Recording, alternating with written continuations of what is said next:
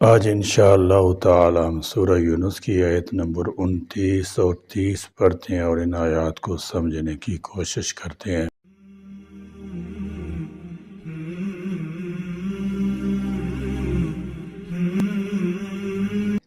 اعوذ باللہ من الشیطان الرجیم، بسم اللہ الرحمن الرحیم۔ فَكَفَى بِاللَّهِ شَهِيدًا بَيْنَنَا وَبَيْنَكُمْ إِن كُنَّا عَنْ عِبَادَتِكُمْ لَغَافِلِينَ هُنَالِكَ تَبْلُو كُلُّ نَفْسٍ مَا أَسْلَفَتْ وَرُدُّوا إِلَى اللَّهِ مَوْلَاهُمُ الْحَقِّ وَضَلَّ عَنْهُمْ مَا كَانُوا يَفْتَرُونَ۔ فَكَفَى چنانچہ کافی ہے، باللہ اللہ، شہیداً گواہ، بیننا ہمارے درمیان، وبینکم اور تمہارے درمیان۔ فرمایا فَكَفَى بِاللَّهِ شَهِيدًا، یہ انکار کی وجہ ہے کہ ہمیں تو کچھ پتہ ہی نہیں تم کیا کچھ کرتے تھے، اور ہم جھوٹ بول رہے ہوں تو ہمارے درمیان اللہ تعالیٰ گواہ ہے، اور وہ کافی ہے۔ اس گواہی کے بعد کسی اور ثبوت کی ضرورت ہی نہیں رہ جاتی۔ یہ آیت اس بات پر نص صریح ہے کہ مشرکین جن کو مدد کے لیے پکارتے تھے وہ محض پتھر کی مورتیاں نہیں تھیں، جس طرح کہ آج کل قبر پرست اپنی قبر پرستی کو جائز ثابت کرنے کے لیے کہتے ہیں کہ اس قسم کی آیات تو بتوں کے لیے ہیں، بلکہ وہ عقل و شعور رکھنے والے افراد ہی ہوتے تھے جن کے مرنے کے بعد لوگ ان کے مجسمے اور بت بنا کر پوجنا شروع کر دیتے تھے، جس طرح کہ حضرت نوح علیہ السلام کی قوم کے طرز عمل سے ثابت ہے، جس کی تصریح صحیح بخاری میں موجود ہے۔ دوسرا یہ بھی معلوم ہوا کہ مرنے کے بعد انسان کتنا بھی نیک ہو، حتیٰ کہ نبی رسول ہو، اسے دنیا کے حالات کا علم نہیں ہوتا۔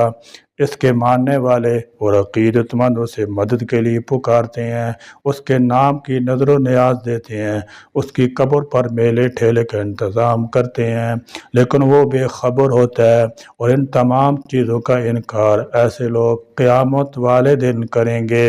ان کننا بلا شبہۃ ہم عن عبادتکم، تمہاری عبادت سے لغافلین، بالکل غافل۔ فرمایا فَكَفَى بِاللَّهِ شَهِيدًا بَيْنَنَا وَبَيْنَكُمْ، ہمارے اور تمہارے درمیان اللہ گواہ ہے، ہمیں کیا علم کہ تم ہماری عبادت کرتے تھے۔ اگر بے جان چیز پتھر وغیرہ کی عبادت کرتے تھے تو ظاہر ہے کہ انہیں کیا علم ہو سکتا ہے کہ کون ان کی عبادت کر رہا ہے، اور اگر جاندار کی عبادت کرتے تھے تو ان کی بھی جب تک اللہ نہ بتائے پتہ نہیں چل سکتا۔ لہذا شرکاء صاف کہہ دیں گے ان کننا عن عبادتکم لغافلین، ہم تو تمہاری عبادت سے غافل تھے۔ ان کننا عن عبادتکم لغافلین میں ان کننا دراصل انا کننا تھا، غافلین پر لام کا آنا اس بات کی دلیل ہے، اس لیے اس ان کننا کا معنی انا کننا سے کیا گیا ہے، یعنی یہاں ان کا ایک نون اور جمع متکلم کی ضمیر نا دونوں مقدر ہیں۔ ہمیں کچھ پتہ نہیں ہم نے کب کہا تھا کہ ہماری عبادت کرو۔ غرضے کے متبوعین صاف انکار کر دیں گے۔ ظاہر ہے کہ اس وقت مشرکین کی کتنی تذلیل ہوگی، کتنی رسوائی ہوگی۔ دوسری روایت میں آتا ہے کہ حکم ہوگا کہ ہر عابد اپنے معبود کے پیچھے آئے، عابد کی باطل عبادت معبود کی شکل متشکل ہو کر سامنے آ جائے گی۔ سورج پرست سورج کے پیچھے چلیں گے، چاند پرست اس کے پیچھے جائیں گے، پتھروں اور اینٹوں کے پجاری ان کے پیچھے پیچھے چلتے جائیں گے حتیٰ کہ جہنم میں پہنچ جائیں گے۔ فرمایا ان الذین سبقت لهم من الحسنی اولئک عنہا مبعدون، جن کے حق میں ہماری طرف سے پہلے نیکی ثابت ہو چکی ہے وہ ہمارے علم میں ہیں، وہ دوزخ سے دور رہیں گے۔ دنیا میں ان معبودوں کی دو قسمیں ہیں، ایک تو غیر ذی روح جمادات، نباتات، مظاہر قدرت، سورج، آگ وغیرہ ہیں۔ اللہ تعالیٰ ان کو زندگی اور قوت گویائی عطا فرمائے گا اور یہ چیزیں بول کر بتلائیں گی کہ ہمیں قطعاً اس بات کا علم نہیں ہے کہ یہ ہماری عبادت کرتے تھے اور ہمیں تیری خدائی میں شریک گردانتے تھے۔ بعض کہتے ہیں کہ زبان قال سے نہیں، زبان حال سے وہ اپنے جذبات کا اظہار کرے گی۔ واللہ عالم۔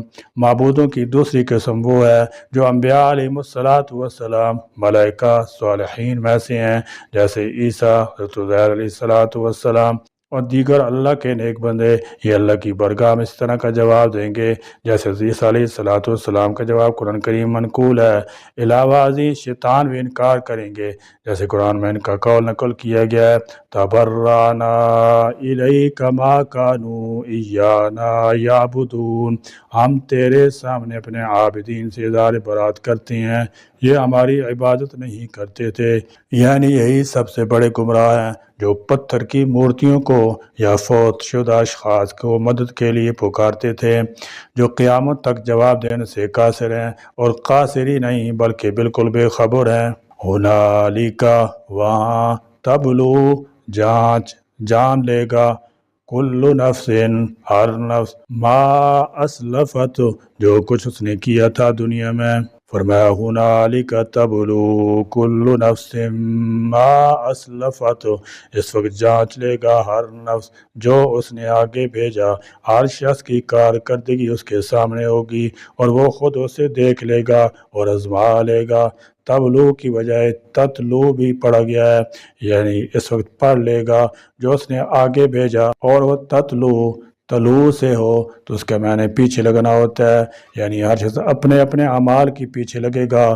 اچھے اعمال والا اپنے اعمال کے پیچھے لگ کر جنت تک پہنچ جائے گا، اور برے اعمال والا چلتے چلتے دوزخ میں جا گرے گا۔ اس لفظ کو تبلو پڑھا گیا ہے، اور اس کا معنی یہ ہوگا کہ ہم آزمائیں گے، ہر نیک و بد کو ممتاز کر دیں گے۔ بہرحال فرمایا کہ ہر شخص جانچ لے گا جو اس نے آگے بھیجا ہے، اور اللہ فرمائے گا ذالک بما قدمت یداک وَأَنَّ اللَّهَ لَيْسَ بِظَلَّامٍ لِّلْعَبِيدِ، یہ تیرے ہاتھوں کی کمائی ہے جو تو نے آگے بھیجی ہے، خدا تعالیٰ تو کسی سے ذرا برابر بھی زیادتی نہیں کرتا۔ حدیث شریف میں صراحت ہے یہ تمہارے ہی اعمال ہیں جنہیں ہم نے شمار کر رکھا ہے۔ فرمایا وَرُدُّوا إِلَى اللَّهِ، وہ سب کے سب اللہ کی طرف لوٹائے جائیں گے، مولاہم الحق، جو ان کا حق ہے۔ یہی وہ معبود حقیقی جس کی عبادت سے دنیا میں اعراض کرتے ہیں اور شرک کے پیچھے پڑے رہے، اللہ کے سوا غیروں کی عبادت کرتے رہے، کسی نے سجدہ کیا، کسی نے حد درجہ تعظیم کی، کسی نے نظر و نیاز پیش کی، کسی نے سلام کیا، غیر اللہ کو مشکل کشا نافع زار سمجھتے رہے۔ یہ ساری ناروا باتیں ختم ہو گئیں۔ ان معبودوں کو تو کوئی اختیار نہیں تھا، انہوں نے تو اپنی عبادت کے لیے کہا ہی نہیں تھا، وہ تو ان کے دشمن ہو جائیں گے اور ان کے خلاف گواہی دیں گے کہ اے پروردگار، انہوں نے خود غلط کام کیا، ہم ان سے بیزار ہیں۔ حتیٰ کہ شیطان بھی بیزاری کا اعلان کر دے گا، جیسے کہ سورہ ابراہیم میں ہے کہ فَلَا تَلُومُونِي وَلُومُوا أَنفُسَكُمْ، پس تم مجھے الزام نہ لگاؤ بلکہ خود اپنے آپ کو ملامت کرو، میں نے ان پر کوئی جبر تو نہیں کیا تھا، میں تو انہیں کفر شرک اور معاصی کی میں ترغیب دیتا تھا، انہوں نے میری بات پر تو یقین کر لیا، اس لیے قصور سارا تمہارا اپنا ہی ہے، تم نے عقل و شعور سے ذرا کام نہ لیا، دلائل صحیح کو تم نے نظر انداز کر دیا اور مجرد دعوے کے پیچھے لگ رہے جس کی پشت پر کوئی دلیل نہیں، مگر حضرت موسیٰ علیہ الصلاۃ والسلام، حضرت عیسیٰ علیہ الصلاۃ والسلام اور حضرت محمد مصطفیٰ صلی اللہ علیہ وسلم کی بات پر یقین نہ کیا، لہذا یہ اپنے آپ کو ہی ملامت کریں، قصور خود انہی کا ہے۔ وَرُدُّوا، اور لوٹائے جائیں گے، إِلَى اللَّهِ، اللہ کی طرف، مولاہم، جو ان کا مالک ہے، الحق، حقیقی، وَضَلَّ، اور گم ہو جائے گا، عنہم، ان سے، ما کانوا، جو تھے، یفترون، وہ افترا باندھتے۔ فرمایا ہنالک تبلو کل نفس ما اسلفت، وہاں یعنی روز قیامت ہر شخص اپنے کیے ہوئے اعمال کو جانچ لے گا، یعنی ہر ایک کے اپنے اپنے عمل کا نتیجہ سامنے آ جائے گا، جس سے مشرکین کے شرک کی حقیقت کھل جائے گی اور انہیں معلوم ہو جائے گا کہ ہم جن کی عبادت کرتے تھے ان سے ہمیں جو نفع کی امید تھی وہ غلط تھی، وہ تو آج ہمارے خلاف بول رہے ہیں، ان لوگوں کی ساری آرزویں ختم ہو جائیں گی اور اللہ کی طرف سے لوٹائے جائیں گے جو حقیقی مولا اور مالک ہے۔ اور جو کچھ باتیں تراشتے تھے، غیر اللہ کو معبود جانتے تھے، وہ سب کچھ غائب ہو جائے گا اور کچھ بھی کام نہ آئے گا۔ اللہ تعالیٰ سب کا مولا ہے، یعنی مالک حقیقی ہے۔ سورہ محمد میں جو وَأَنَّ الْكَافِرِينَ لَا مَوْلَى لَهُمْ فرمایا ہے، وہاں مولا مددگار کے معنی میں ہے، یعنی کافروں کا وہاں کوئی مددگار نہ ہوگا۔ یعنی اس موقف میں سب کو معلوم ہو جائے گا کہ انہوں نے پہلے جو عمل کیے تھے وہ کیسے تھے، اچھے تھے یا برے تھے، مضر تھے یا مفید تھے، مقبول تھے یا مردود تھے۔ اور مشرکوں کو اللہ عز و جل کی طرف لوٹایا جائے گا جو ان کا رب ہے اور اپنی ربوبیت میں سچا ہے۔ مشرک جن بتوں کو اللہ عز و جل کا شریک ٹھہراتے تھے وہ ان سے غائب ہو جائیں گے، یا جھوٹی باتیں مثلا بتوں کا ان کی شفاعت کرنا گھڑتے تھے، وہ سب باطل اور بے حقیقت ثابت ہوں گے۔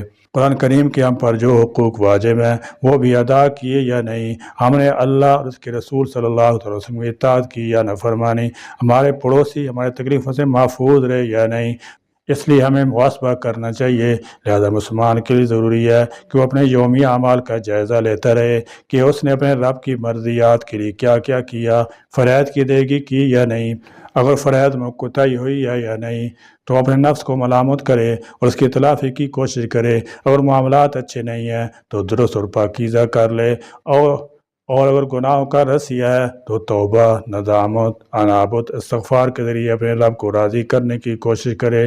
خود احتسابی محاسبہ یا سیلف ٹرائل کی عادت انسان کو بہت فائدہ دیتی ہے، یہ کامیابی کا پہلا زین ہے۔ اس کے ذریعے سے اپنے اندر پیدا ہونے والے مثبت یا منفی رجحانات کا پتہ لگا سکتے ہیں، اپنی خوبیوں اور خامیوں پر نگاہ رکھ سکتے ہیں، اور اسی فانی دنیا میں اپنے اخلاق و کردار کو سنوار سکتے ہیں، آخرت کی تیاری کر سکتے ہیں، لاپرواہی کی عادت سے جان چھڑا سکتے ہیں، کیونکہ بہت سے معاشرتی، معاشی، سماجی، انفرادی، اجتماعی مسائل کی جڑ لاپرواہی ہے۔ خود احتسابی سے محروم شخص ترقی کی منازل طے نہیں کر سکتا، کیونکہ اسے اپنی کمی کوتاہی کا علم نہیں ہوتا، جس کی وجہ سے اس کی اصلاح نہیں ہو سکتی، وہ سابقہ غلطیوں سے سبق نہیں سیکھ سکتا۔ خود احتسابی دنیا کا مشکل ترین کام ہے، کیونکہ یہ انسان کو اس کی حقیقی اور سچی تصویر دکھاتا ہے، اسے اس کے بھیانک روپ سے متعارف کراتا ہے، اور اس کی سستی کالی تن آسانی، آرام طلبی، تغافل، تساہل کو توڑ دیتا ہے۔ اس کے برعکس جو شخص اپنے اہداف، مقاصد اور منزل، راہ عمل متعین کر کے خود احتسابی کرتا ہے، کامیابیاں اس کے قدم چومتی ہیں، رفتیں اس کا پتہ ڈھونڈتے ہیں۔ ہمارا مذہب اسلام ہمیں خود احتسابی کا درس دیتا ہے۔ اس کے بنیادی عقائد میں سے ایک عقیدہ آخرت بھی ہے، جس کا دوسرا نام ہم خود احتسابی کا عقیدہ بھی رکھ سکتے ہیں۔ اس عقیدے کا ماحصل یہ ہے کہ ہم اپنے اعمال پر نظر رکھیں، گاہے گاہے ان کا محاسبہ کریں اور دیکھیں کہ کہیں ہم اپنے خالق کی مرضی کے خلاف تو نہیں چل رہے۔ اگر ایسا ہے تو ہمیں فوراً توبہ کر کے اس کی طرف رجوع کرنا ہوگا، ورنہ آخرت میں ایک ایک عمل کا حساب دینا پڑے گا۔ چنانچہ حدیث مبارکہ میں عقل مند آدمی وہ ہے جو اپنے نفس کا خیال رکھے۔ امام ترمذی رحمۃ اللہ تعالی علیہ نے اس کا مطلب یہ بیان کیا ہے کہ جو شخص قیامت سے پہلے اپنے نفس کا محاسبہ کر لے وہ عقل مند انسان ہے۔ سیدنا عمر بن خطاب رضی اللہ تعالی عنہ نے فرمایا، حساب لیے جانے سے پہلے اپنا حساب کر لو، کیونکہ جس شخص نے دنیا میں اپنا محاسبہ کر لیا، روز قیامت اس کا حساب آسان لیا جائے گا۔ حضرت میمون بن مہران رحمۃ اللہ تعالی فرماتے ہیں کہ بندہ اس وقت تک پرہیزگار نہیں ہو سکتا جب تک کہ اپنے نفس کا محاسبہ اس طرح نہ کر لے جس نے اپنے شریک کا کرتا ہے کہ اس نے کہاں کہاں سے کھایا اور کہاں کہاں سے پہنا۔ محاسبہ اور خود احتسابی محض شرعی اعمال میں ہی مطلوب نہیں بلکہ دیگر امور میں بھی مطلوب ہے، یعنی اخلاق و کردار، کاروبار، حکومت، تقریر و تحریر، حقوق و فرائض، دوستی دشمنی، محبت و نفرت، مرد و شفا، نیکی اور بدی۔ غرض ہر امر محاسبہ نفس ضروری ہے، کیونکہ یہی چیز ترقی کی ضامن ہے اور اس سے محرومی تنزلی کا باعث بنتی ہے۔ کسی مفکر کا قول ہے کہ سب سے عظیم انسان وہ ہے جو اپنے آپ کے ساتھ مناظرہ کر کے سچا ہو جائے۔ اللہ تعالیٰ جل شانہ سے دعا ہے کہ وہ ہمارے اندر محاسبہ نفس کا جذبہ پیدا کرے اور احتساب نفس کی توفیق بخشے۔ آمین۔ آخر دعوانا الحمدللہ رب العالمین۔